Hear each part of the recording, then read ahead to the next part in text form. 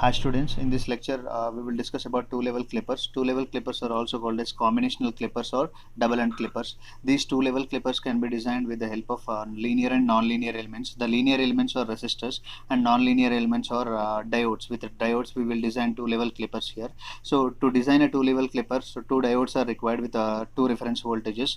So the two-level clipper circuit, which is consisting of two diodes with the two reference voltages. This is used to clip the positive portion of an input signal, and this next combination with NP with the negative reference voltage will be used to clip the negative portion of an input signal. So that means two-level clipper is a circuit which is used to clip the peaks of both positive and negative half cycles of an input signal. So let us take an input signal applied here. The input signal is a sinusoidal signal which is consisting of uh, peak to peak voltage of Vm2 minus Vm. Now whatever be the reference voltages we are considering here, both positive and negative reference voltages, these reference voltages must be less than the peak voltages in terms of magnitude here. So in terms of magnitude, whatever be the reference voltages we are taking here, these reference voltages must be less than the magnitudes of the peak voltages of an input signal here.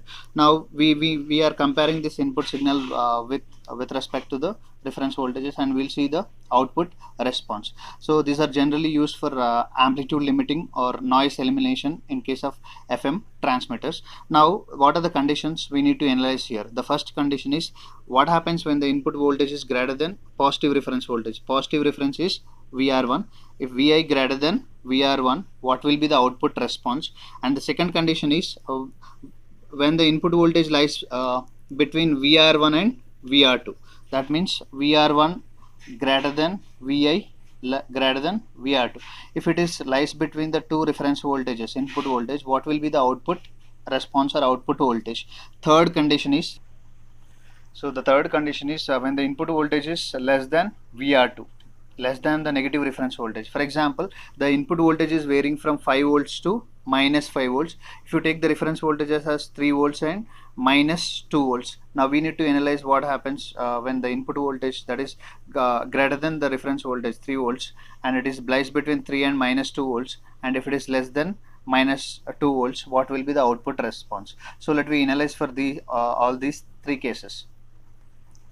So first case is when the input voltage is greater than the reference voltage, positive reference voltage, what will be the output voltage here? So when the input voltage, more positive voltage is applied across these terminals, more positive is given to the P-type compared to the reference voltage VR1. So more positive is given to the P-type means diode D1 is forward biased, and if it is forward biased means it is considered as a short circuit on switch.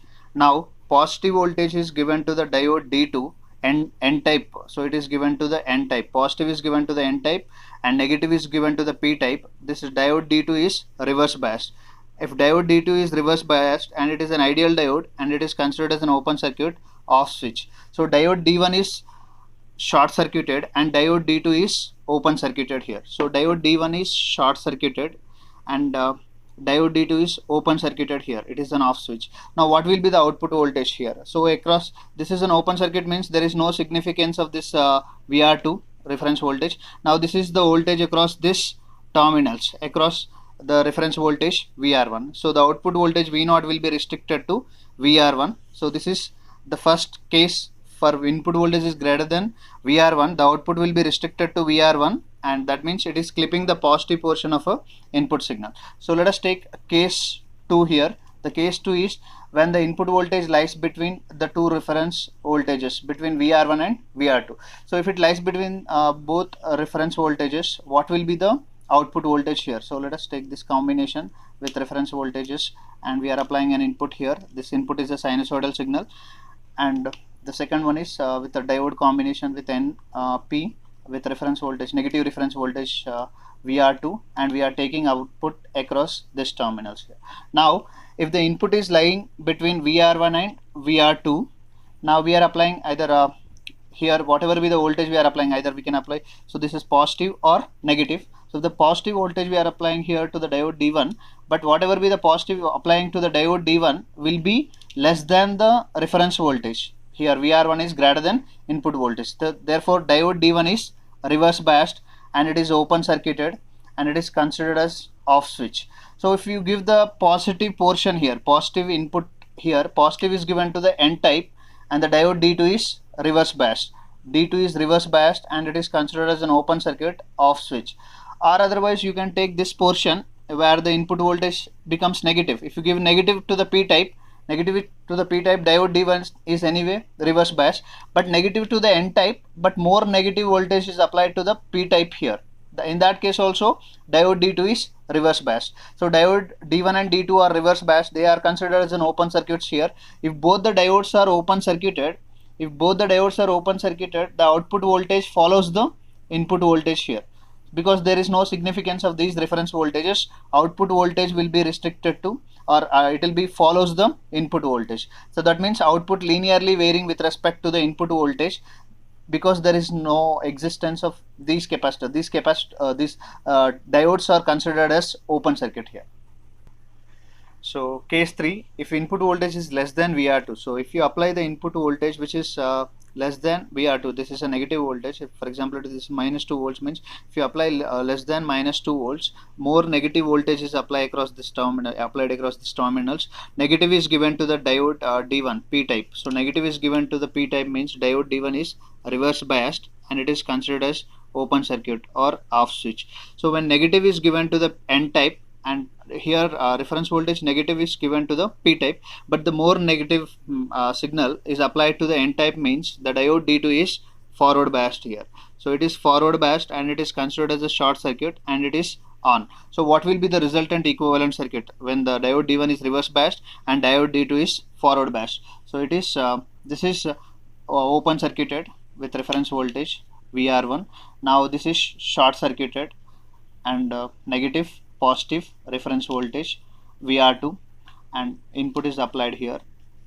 Now the output is taken across these terminals. Now output is directly across this VR2. Now it is restricted to VR. Whatever be the input voltage change which is happening here from VR2 to negative peak minus VM, so that will not be affecting here at the output. The output will be restricted to VR2 here. V0 will be restricted to VR2 here. So that means what will be the mathematical expression for this output voltage here? The output voltage V0 is equal to VR1 if Vi greater than VR1 is the first case. Next, case 2, output voltage follows the input voltage when Vi lies between VR1, Vi less greater than VR2.